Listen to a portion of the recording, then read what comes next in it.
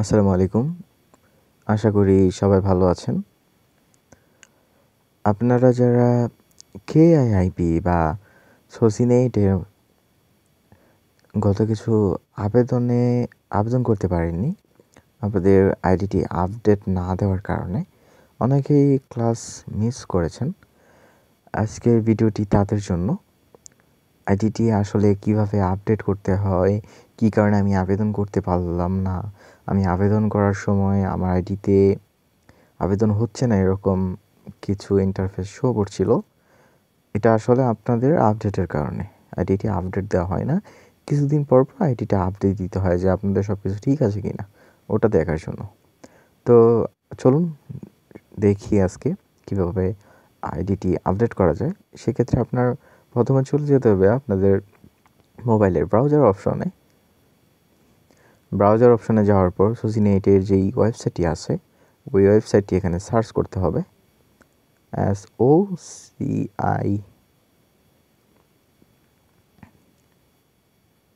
socinet.gov.kr। তারপর চলে যেতে হবে তাদের ওয়েবসাইটে যাওয়ার পর একদম উপরে লগইন যেই নামে অপশনটি আছে ওই লগইন অপশনে চলে যেতে হবে।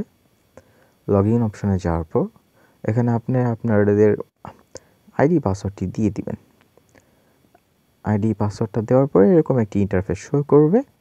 এখানে আসার পর একদম উপরে কর্নারে চলে যাবেন, মাই পেজই নামে যে অপশনটি আছে, মাই পেজে চলে যাওয়ার পর এরকম একটি ইন্টারফেস শো করবে। তারপর আপনারা সরাসরি চলে যাবেন একদম লাস্টে যে অপশনটা আছে হুই ওয়ান সাংসে জংবু হাগিন, এখানে চলে যাওয়ার পর আপনারা আপনাদের পাসওয়ার্ডটি দিয়ে দিবেন। তারপর জজাংয়ে ক্লিক করবেন।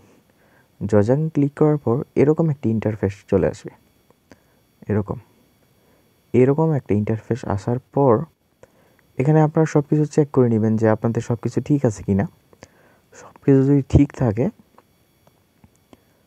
আর যদি আপনারা আপনাদের E9 থেকে যদি E7 করেন বা ঠিকানা চেঞ্জ করেন, তাহলে এই যে 2 নাম্বার ঠিকানার জন্য এই 2 নাম্বার অপশনে ক্লিক করলেই হয়ে যাবে।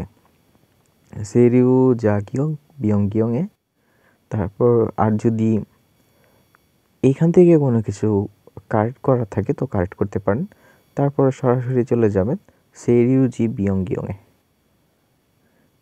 সেরিউজিরুল বিয়ংগিয়ং হাসিকা সোমনিকা, ওখানে ওকে টিপ দিলেই আপডেটটি হয়ে যাবে। আচ্ছা, ধন্যবাদ। আশা করি বুঝতে পেরেছেন।